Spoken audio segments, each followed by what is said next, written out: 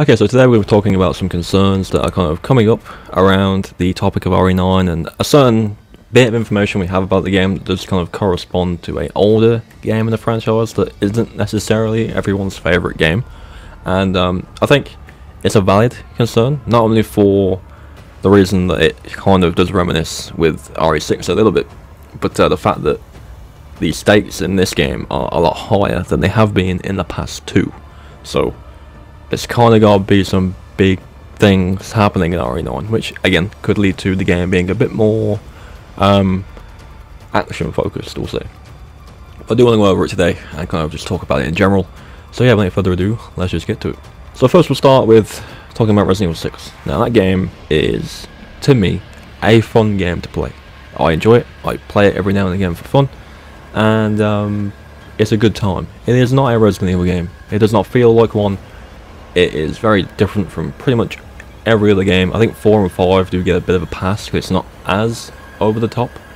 But with 6 they really went hard on the action. And again, the stakes were high in that game. Everyone was involved. And in terms of the plot for the game, all the combat, all the action made sense. But for the franchise, it just wasn't. It didn't really hit. I mean, it did well. The game did very well. But it was definitely the start of a bit of a slope for the games. So thank God 7 came out, that's all I'll say.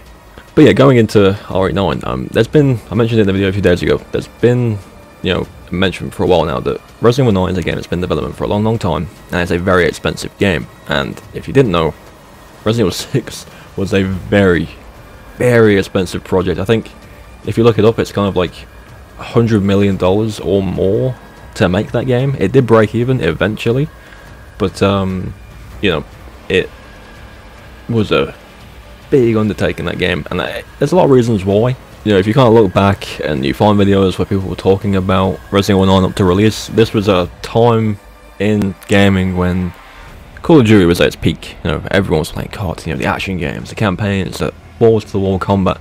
And if you go back and look at interviews with Capcom devs talking about Resident Evil 6, you would hear them say a few times, they were looking at games like Call of Duty, and they were trying to compete with that, and they were trying to make a game that would appeal to players of that game, because, again, they were huge. That was the time, I would say, when I used to be quite a big Call of Duty player myself, and I still do play it, but I think at that time, that was when that franchise really peaked. Like, that was when it was at its best, and everyone wanted a bit of that, and annoyingly, to do that, they had to change the game dramatically, and it was very, very combat focused.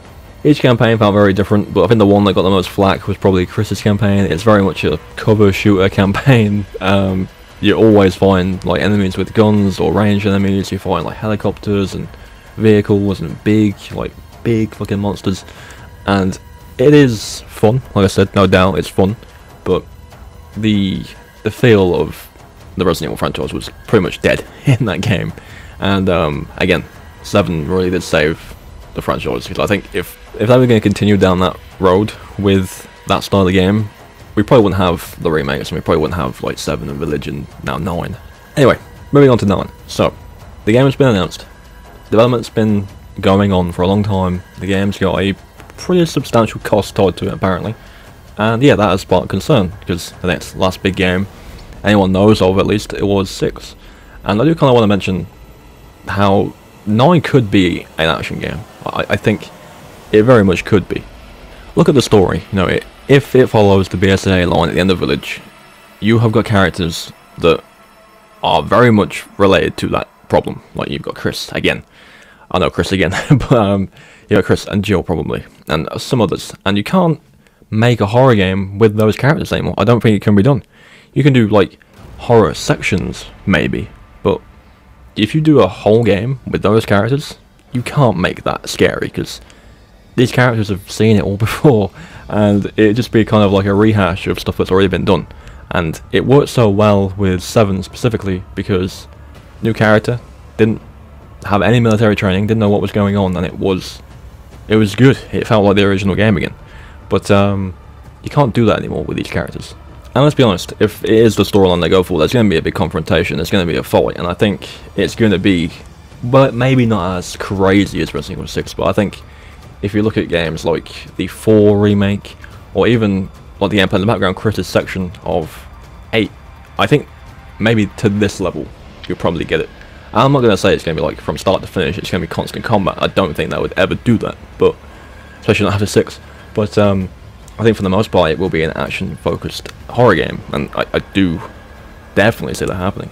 Again, it's all speculation, and it could be a horror game. You don't know. It could be a full-blown horror game. It could be very much like Resident Evil 4 or 5. It could be Resident Evil 6 again. You don't know, but I think there is a valid concern there because of, again, things we know, at least kind of know, are RE9, and it does, again, it does feel very reminiscent to Resident Evil 6 and how that was received when it came out.